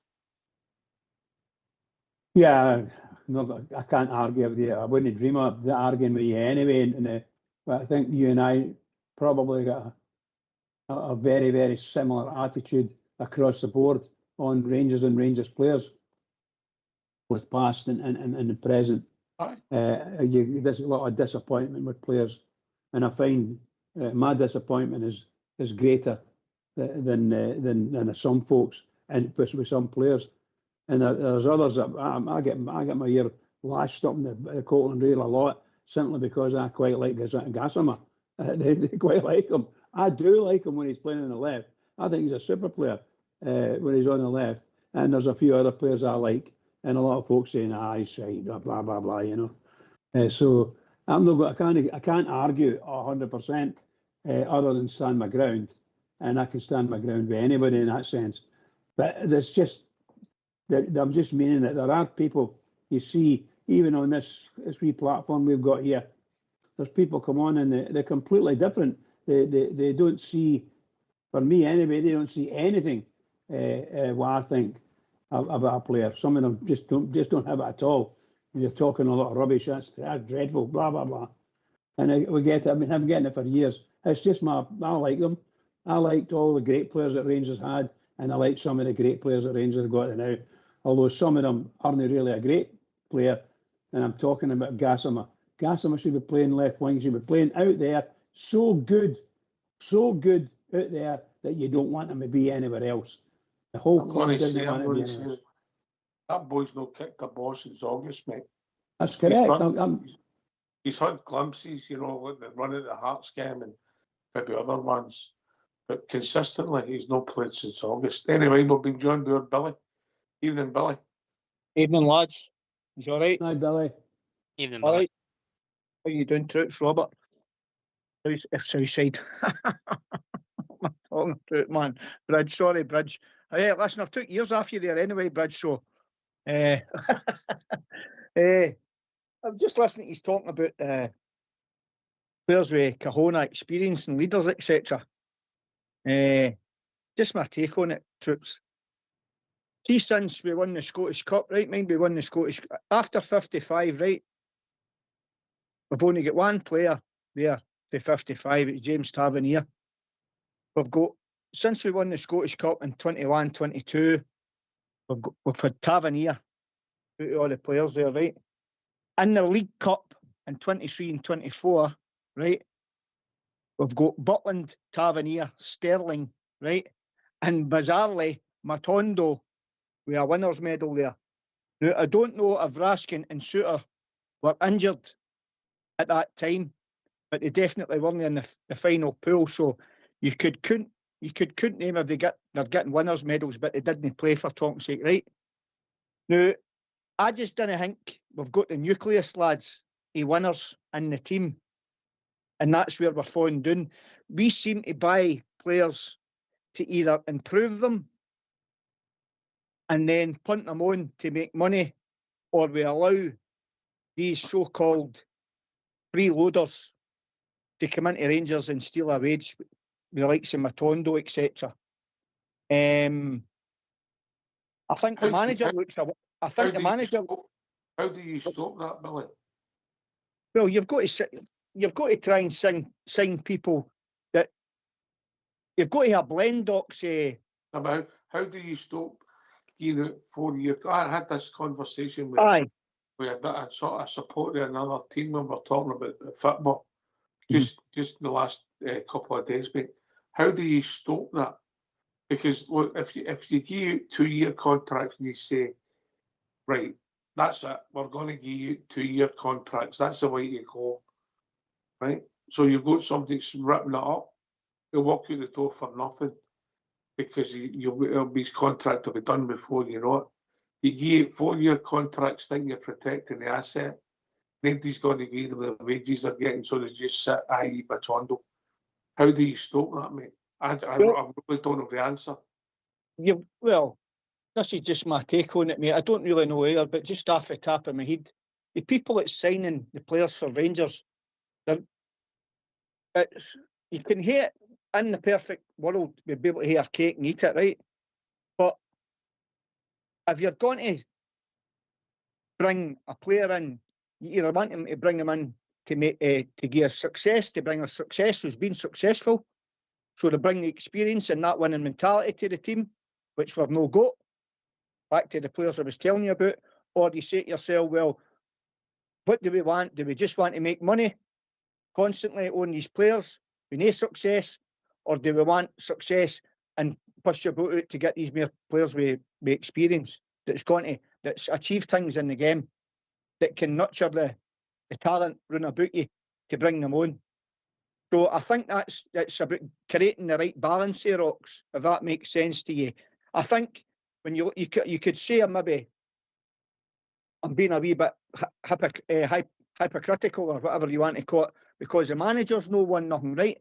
But the manager looks as if he's a winner, right? There's a difference here. You get a different vibe off the manager. Yes, he's made mistakes, right?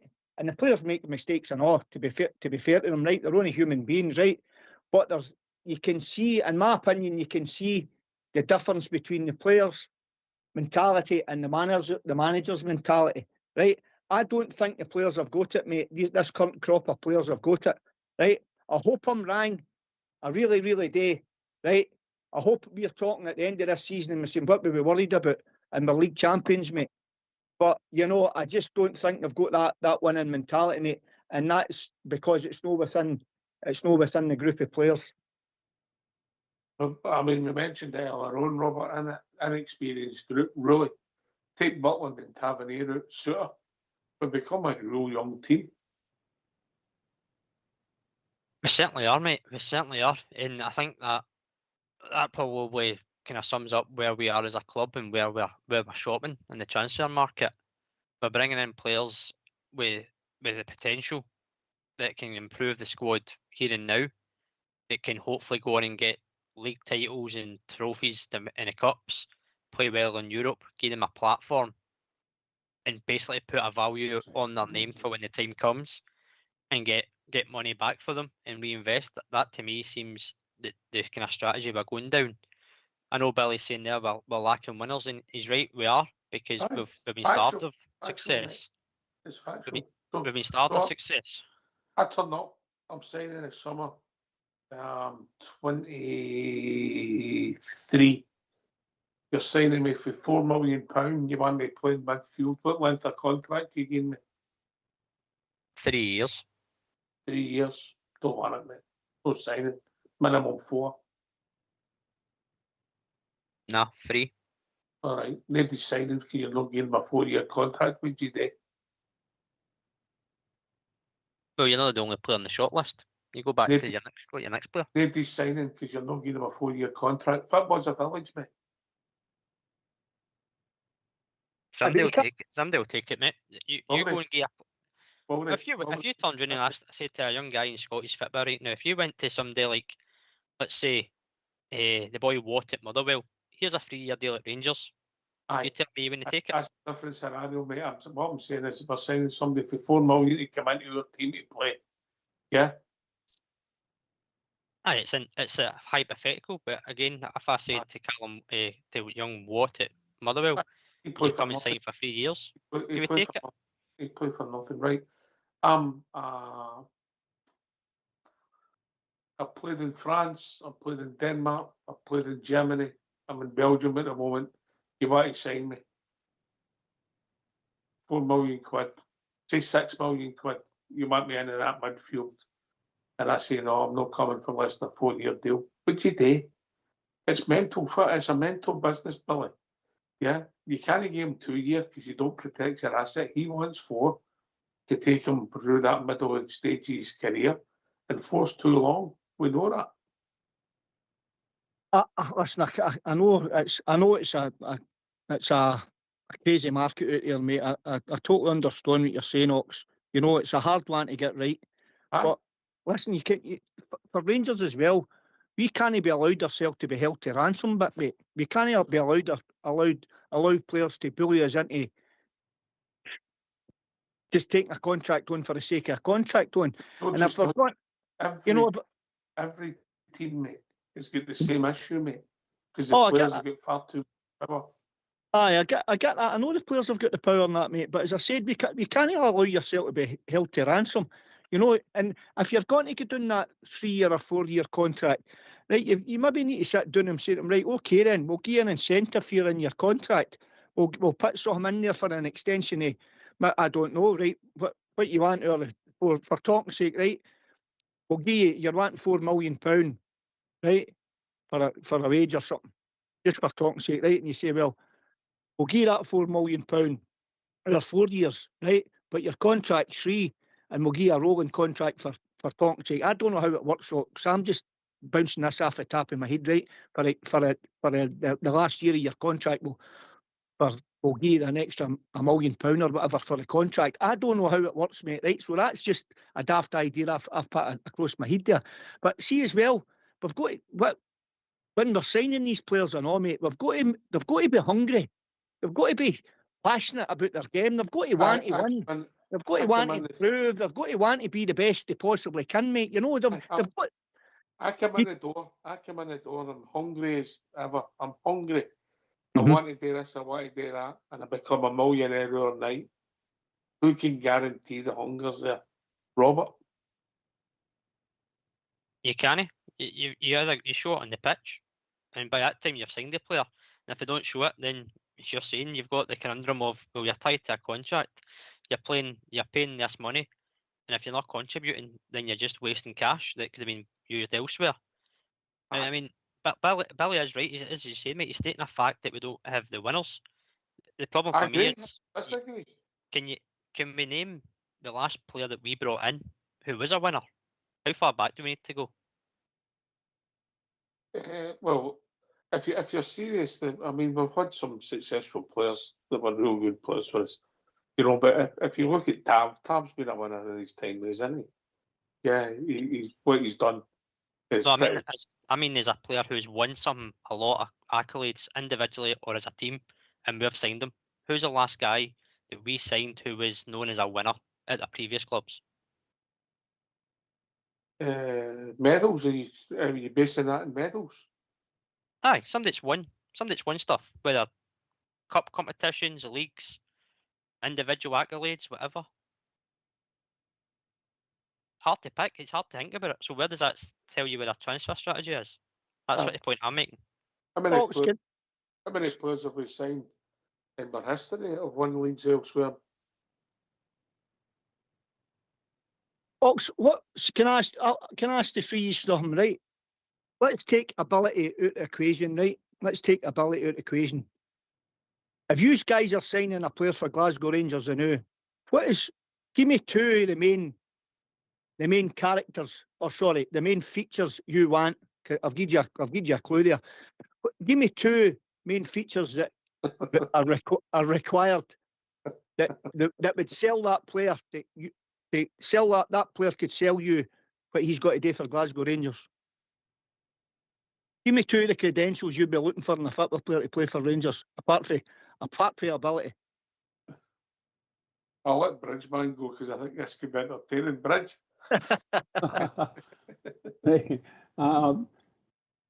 Billy, what are you meaning by saying, what were you looking for names? No. What you're never mind the name, Bridgeman, right? Or never mind the transfer fee, or never mind the ability. What is the two main ingredients you're looking in for a football player to sign for Glasgow Rangers? If you're a scout for Rangers right now, you're the head scout, and you say, right, we're eyeing these half a dozen laddies, right? There's 6 laddies there. But they're all brilliant football players. And out of 6, what one's got the best in that 6 that really says to me, listen, he would do a job for Rangers? I think there's a number of things have got to come before you get down to the names, to be honest. Mm-hmm. There's a number of things to make it, he could be a Rangers player. And one of them is number one, fitness. Are the players you're speaking about, are those names, are they actually with a club now? No, I'm just saying that if you no, go there, mate, no. Sorry, I might be coming across Bridge man Billy, the wrong way with the question, but Billy, let Bridge try and answer your question. Don't no, take it. Just let him no. carry on. He may have got Right. it wrong, but let him carry on. no, No, bother. No, they're not hearing done, Bridge.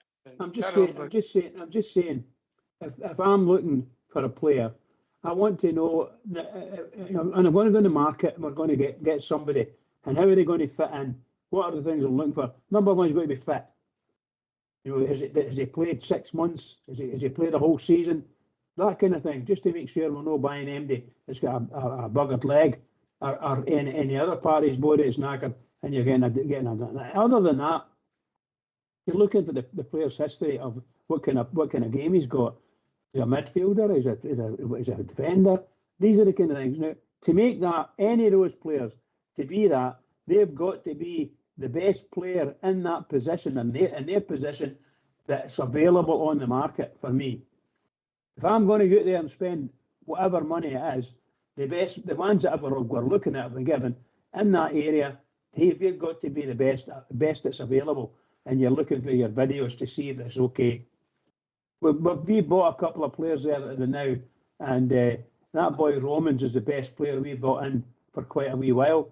Him and Fernandez, I think they two are absolute stars for us in that sense. So I think there it's there. I would have just took one look at Fernandez and think what Oxtear and Noreen would tell you. I would have took one look at Fernandez and say sign. Just sign.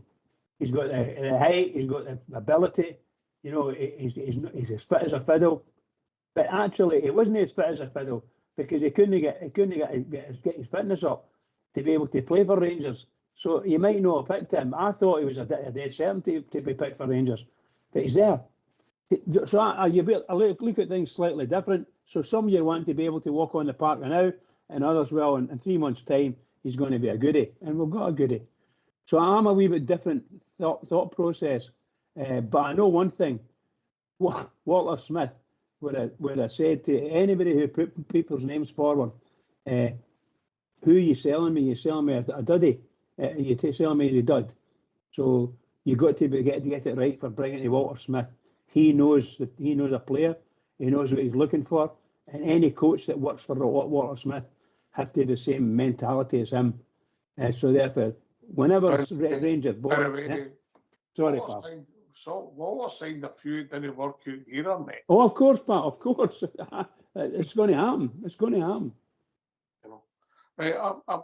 Fox has put a couple of lads in here. Don't take this the wrong way, but Fox put in legs and feet they need for a start. Yeah. Right, but right. Look, for me, football's 90% attitude, 10% ability, mate. Mhm. Yeah, but you don't know that attitude. You're bringing in. You got a boy at 16. You bring him in the door through the ranks. You don't know what kind of person he's going to be at 21. Especially, particularly if they're successful. You're bringing in somebody at 22, maybe working their way up through the ranks at other clubs. You bring them in, you give them a deal. There's no guarantees it's going to work in a working environment for them, because that's what it is to them. It's a joke. And they're very wealthy men, young, and you don't know if they have that hunger and desire and that attitude, because they become very, very wealthy. And that's how the game's changed. We maybe grew up, and these guys had to play to keep up their lifestyle. These guys have made money beyond their wildest dreams. Our club, and then you take their league down the road, mate. It's mental. The game of football has changed beyond all recognition. But I would say you try to see what somebody's attitude is, because their ability, you take that as a given. But when we watch some of the players just now that we've got, at times they can't pass the ball 10 yards. And then you throw in someone holding your attitude, you scratch your head and say, what did we see in that guy? Because he can't pass it, and he's not got an attitude to go chasing it back. So you question how we've signed them. But that's just me. I want guys with attitude. I take the abilities given when they're professional football players. Robert? Two factors I would look for, and I know one of them is probably hard to see until they're on the pitch, but first one's composure on the ball, whether that's driving with it, passing it. It comes in a bundle of things. And the second is self-confidence or self-belief, whatever you want to class it as. Somebody that's get their belief in themselves to drive with the ball. See the way Mikey Moore picks up the ball and just drives at defences. Has nothing to fear, likes to take a man on. That's to me shows self-belief that he's comfortable enough to take that ball, drive forward, take a man or two on, and either get a pass away or a shot away. That's two things I would look for, because they, again, can go back to basics. The composure on the ball, when to pass it, when to drive with it, when to make it space, and confidence to go and try something different. See if a player goes and tries something to make something happen and they make a mistake, then they had good intention, but it's not worked out. I'm not going to sit and criticise them for it, for trying to do something that they believe they can do, because when it works and it's effective, they'll do it again and becomes a strong asset. So that's the two things I would look for. And I know one of them might be hard to see on paper, or if you're doing a scouting mission or a recruitment video, you're sitting watching it, you can only see glimpses of it until they're actually on the park. That's self-confidence. But that's what the two I would look for, Billy. I think, Cox, that the main, see if I'm a scout, mate, right, and I'm going out to watch a couple of players, right, or maybe half a dozen players for talking sake, be it 2, be it 6, right. If I'm going out to watch, say, players, mate, right, over a period of time, you'll narrow that 6 down to a couple, right, because you'll know yourself. If you're an experienced enough guy in football, you'll know who you think can do your job, right. So the two things that, I know. Hold on now, mate, right? The two things I'm looking for in a player, right, in my opinion, right, is number one thing, let's take ability out of the equation. They've got all the ability in the world, right? All the ability in the world. But see if you've not got character and you've not got an attitude to go with it, then it's no good to you, and you're no good for Glasgow Rangers. That's the two ingredients you need for me, as well as ability. You've got to have character and attitude. And if you're going to watch, see if I was going to watch, say, players in now, right, if we got, right, Moan, Billy, we'll go and watch these half a dozen players, right, I would go and watch them, right, as I said, their abilities, no in question. I'd be wanting to see what they were like when they were getting beat, right? I would want to see if they wanted to win when they were getting beat, and if they were going to hide or they didn't want to hide. And if they didn't want to hide, that's the players that I would take in my team, because you know when you're in the trenches and the chips are down, you know for a fact you've got battlers in your team that are not going to just accept it. And that's what's missing in our team. Big time. But listen, I hope they prove me wrong at the end of the season, mate, but that's just my thoughts on it, Ox. Aye, listen, we said, if you look at the team, there's a lot to say, right, well, Brisbane used it on here a lot. We've not got enough physicality in the team, right? All of a sudden, we've got two massive centre-halves. We've got a 6'5" goalkeeper. We've got a guy in the midfield that's 6'2", supported with a guy that's meant to be a Rottweiler when he plays well. Up front, we've got, I think when you add the two of them together, it's roughly 13 feet. Is that right, Robert? Aye, not far off, mate. Just a slightly taller than ourselves put together, mate. A different pyramid, right? And then you've got even Olsen, 6'2", I believe. Mikey Moore's running about the 6 foot mark. Yeah. All of a sudden, we're scratching my head. I'm thinking, well, we thought we needed physicality. We've got it. But what they've not got is you've take Fernandez, you take Jijiga, you take Tucci in the midfield, who's not played that many games with, so he's getting to know people. Mikey Moore's a really young guy. Scott Wolves looks as if he's shot. Taking Bridges' point, he hardly played in 6 months. And you start thinking now, was it a good move or was it an Aaron Ramsey move? Scott Olsen, yeah? You know, because it's just going to just peter out. I don't know. But we've brought that physicality in. And the problem with modern football, Billy, is it's changed beyond all recognition, how players are signed. Right, first of all, you have your budget. Right, we need a right back. Right, who's available? Whose contract's up? Who's in my budget? What's for expenditure? It's like a business. It wasn't like that in the past. Then all of a sudden, right, there's 10 available whose contracts are up. Right, okay, right, 9 of them are no good. The one for Spain. You interested? No, I don't want to come. It's too cold. All right, okay, so we have to go elsewhere and we have to start looking. It's changed, mate. We used to send people for in the corner. It doesn't happen anymore. It doesn't happen anymore. We talked about teams last night, Walter's first season, when he came in. They were all British. Husterer was the only foreign player in it. They were all British. Yeah. Look at our team on Saturday. Who did we have? Butland, Tavernier. Sunday, sorry. Butland, Tavernier. Was that it? That was it, wasn't it? Mikey Moore. Mikey Moore. Well, his mom killed me, no calling him British. Yeah. But the difference is beyond recognition. So you're not getting that hunger, desire to play for the club that we had in the past. Unless you start going down a different route and you start picking up the guys that are local and you get them and you get it right. Yeah, you get it right. And that's difficult. Now, would I take the boy from Murrow? Maybe I would. Maybe I would take him. Because you need players, you need squad players as well, and let the boy see if he gets a chance. I always said I would take Scott Wright, Robert. I understand Gerard's logic completely. It didn't work out, but I still signed him because it's worth a gamble. There's been many players, Ox, in the Scottish leagues that we've not took a gamble on. You could look at ones that are obviously internationals now as well. Lewis Ferguson, Lawrence Shankland. I know it's widely spoke about for a number of years and the ship's probably sailed. Josh Doig, the boy at Motherwell, the new Watt. There's a lot of players there that are on our doorstep, but we just seem to shut them out before actually thinking what they could bring. And we'll go and get somebody from a European league or foreign and probably pay an extra couple of million, maybe more wages, just because they've played elsewhere. Maybe that's something that we need to improve on as a club going forward. Look at these players on the doorstep. What can they bring? Because if you're signing a guy with potential, like let's look at Nadiri, for example. We've signed him from a German third division. I understand the logic in it. He's physical. He's obviously a guy that Danny Rule's watched and maybe been keeping an eye on since his time in Germany. Maybe heard some reports about him from his contacts. But is there a player in Scotland or has played in Scotland that's just the same level, if not above Nadiri, that we've turned a blind eye to? These are the decisions that we make as a club to go and get somebody that's played in Europe rather than maybe somebody that's on our own doorstep. I said it before. Is it a bit naivety to go and look for a Scottish player, a homegrown talent?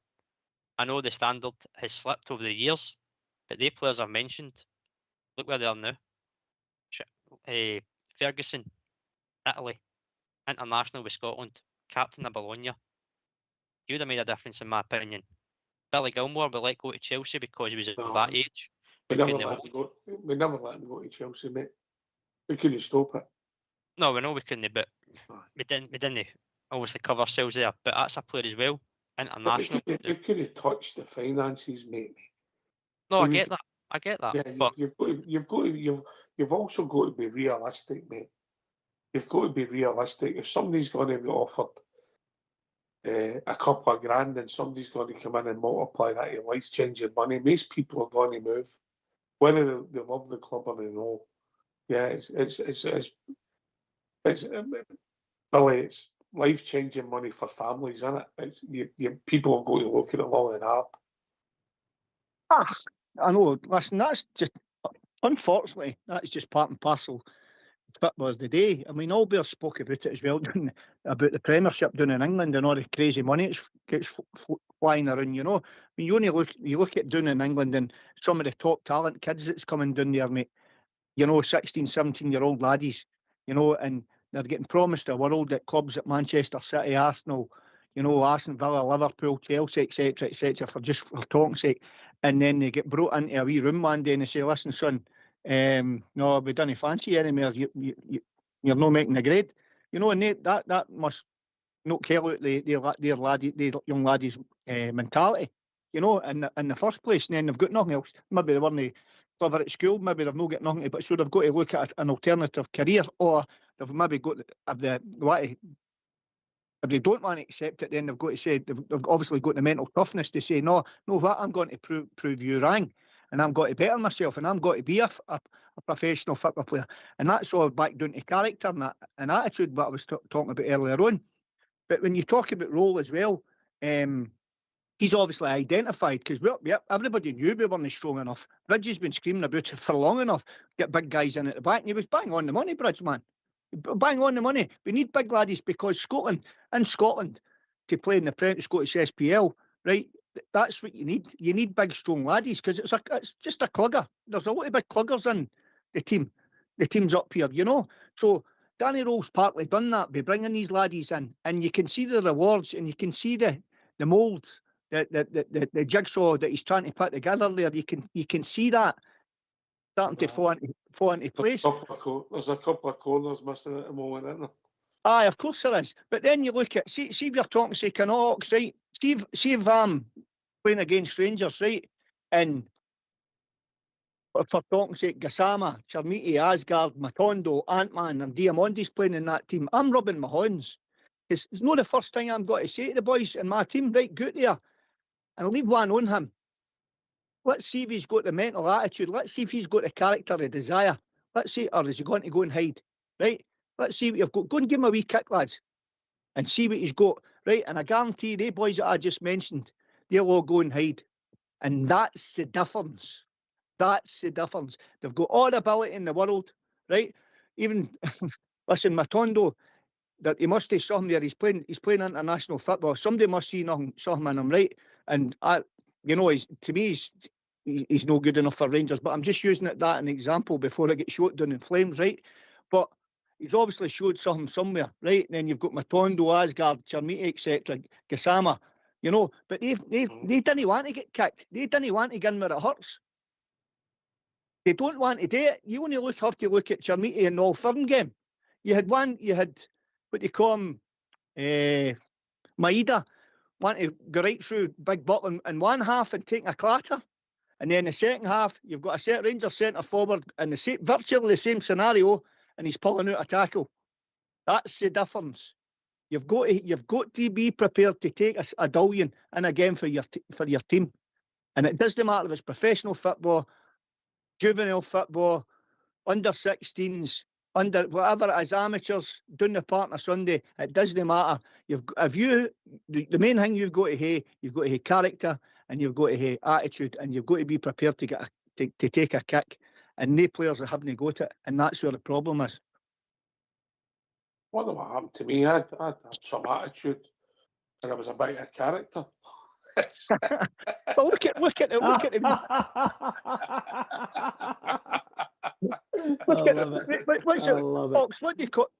the boy's name? The young lad that played with Rangers. He's away now. He went out on loan. He went on loan to Hearts. Wee boy.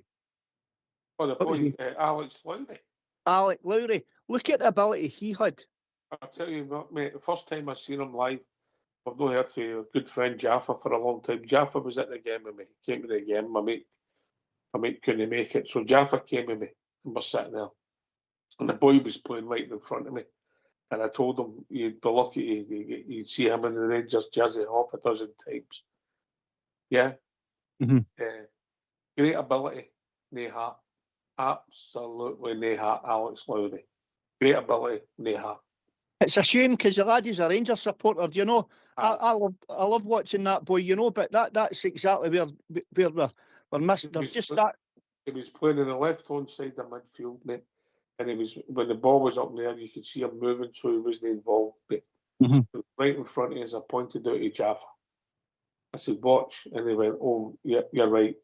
And when he's on the ball, you can see, but different class, big part of professional football. I don't even know if he's getting a game that much for Wickham. I'll check it out, mate.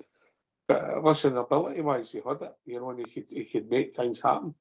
But once you get to that level, people just go in the park to stop you. It's a different game, mate. It's a different game. You know, guys that are good football players necessarily can't always do it. It's bizarre. Robert?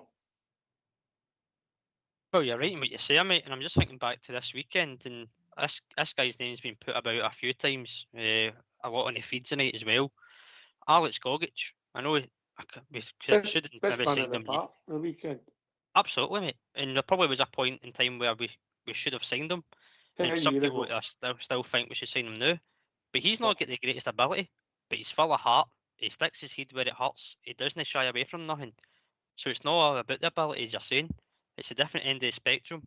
You can have all the ability in the world and no heart, no desire. Or you could be an average footballer, but you go and put your body in front of everything. And that's something that Billy's touched on that we have not got. And he's right, we don't have a lot of it. Alex Gogic, when he was at Hamilton, was one of the best players in Scotland. He was brilliant. But you know, you look at Alex Gogic now, and for the last 3 seasons, if he played for Rangers, he'd be red carded every other week. Every other week. But you just watch a guy playing. He knows all the tricks and he uses them. And most of the time, he's up against young guys, you know, and the referee. Anybody that knows about referees in Scotland, Alex Gogic can come out and foul a Rangers player, no problem, because he ain't never going to get sent off or booked, or hardly, you know, if it's against the Rangers. But he'll get there. He'll get time on the ball and all the rest of it. A very experienced player, and when you've got experience and ability, then you're quite good. Simple as that. But no for Rangers. No, now. Just checked out quick. Obviously, went there on 24, Alex Lowry, down to Wicklow. And we wished him all the best because it is a sad tale and a bad thing happened to him. Yeah, That's right. Yeah, you know. But he started, I've only Wikipedia that I've never any in depth, but he's only started 3 league games, mate. It's a shame. I know that we know the laddie's had personal problems, guys, and listen, my heart goes out to him, you know, my heart goes out to the laddie, like, you know, for going through what he's went through. You know, there's not a lot of people know the actual details yet, so God love the boy, you know, but it's a shame that it's affecting him this, because he's a brilliant football player, you know. It's a shame. It's one of the unlucky stories in football as far as it went so far. But listen, we wish Alex Lowry all the best, and we hope he turns his career around and he gets right back into showing us what he can do. Because listen, and raw talent alone, he's different class. He's different class, the laddie. I think the trouble is, mate, that, and particularly in Scotland, mate, we're not getting it right. There's that pathway, that bit between 16, 17, 18, 19, yeah. You know, people will say, guys going at 16. The young boy is playing with Arsenal that scored the goal at the weekend. Brilliant, eh? Aye, 16 years of age. But you see the building, Derek Johnson, Wayne Rooney, these guys, they're the exception. They're not the rule. They're the Derek exception. Johnson, yeah, absolutely. Aye, they're the exception, not the rule. Most guys have to go in, build up slowly, and we've not got that bridge in Scotland at the moment, and it's not working, so we're not getting the talent. And the powers that be in the game in Scotland are getting it so wrong, because it's all Stoke and boys and young men. Billy, you come from where you live is a hotbed of football, mate. There's not the same amount of football played there was 25 years ago, 50 years ago. They were doing it. No, there isn't, mate. I can't mind the last time I seen a laddie running about, bouncing just taking a football out and kicking it up and down the path. I couldn't tell you when it was the last time I seen it. You know, that when I grew up, you know, that's all there was, mate. There was every time you went out in the morning with your football and you were away, especially the summer holidays, you were out in the morning for the first light in the morning, away playing with your pals early park, and you were playing till the lights come on. You know what I mean? And even when the lights come on, you were still playing football. That's just the way it was. And we had done, I do not know the amount of people for round about that area. I obviously didn't want to mention the areas on the show, like, you know, but through that, all the wee miners villages, mate, I do not know the amount of brilliant football players that come out in these villages and never made the grade, eh? With an abundance of talent, and it's just society now, isn't it? The Waynes would rather sit in the house with a Pokemon or a computer game and play FIFA on the computer and watch it on a big 56-inch telly and the plasma in the room. Whereas when we were all wee, all we wanted to do was run about and kick a ball. 96-inch in Bridges house, mate. 96. What a shocker. Last word for your good self, Billy boy. Aye, thanks for taking my call, Ox. It was a pleasure again, mate. Just thought I'd come in and throw my tuppence. We digress, mate. We digress. Aye. I throw my toppings in, mate. Listen, but here's hoping we can change this round, mate, and at the end of the season. But Your toppings is 10 bob. 30 bob. As I said, mate, let's hope we can turn this round. You know, we're only 3 points off the top of the table.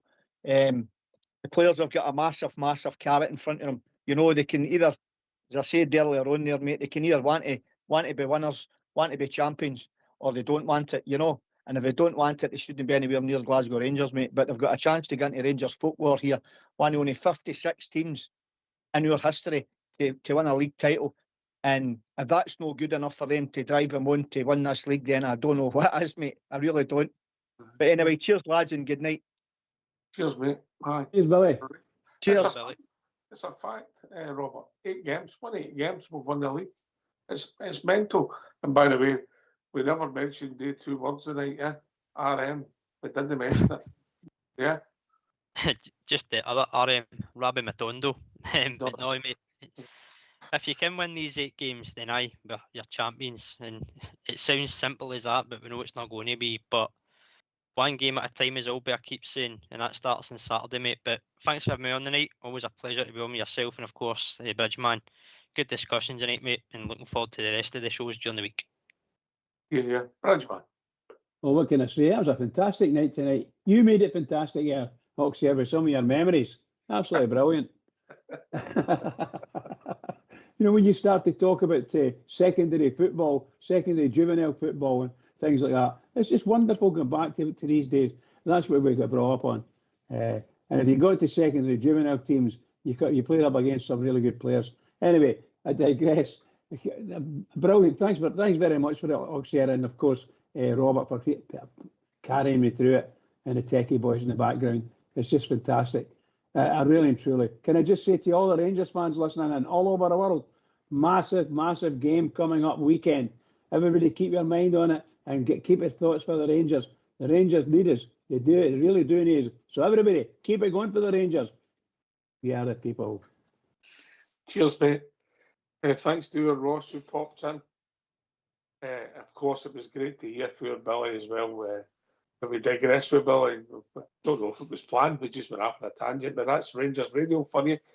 Thanks to Robert and Bridgeman for doing the show, Fox and Old School Blue for doing the technicals.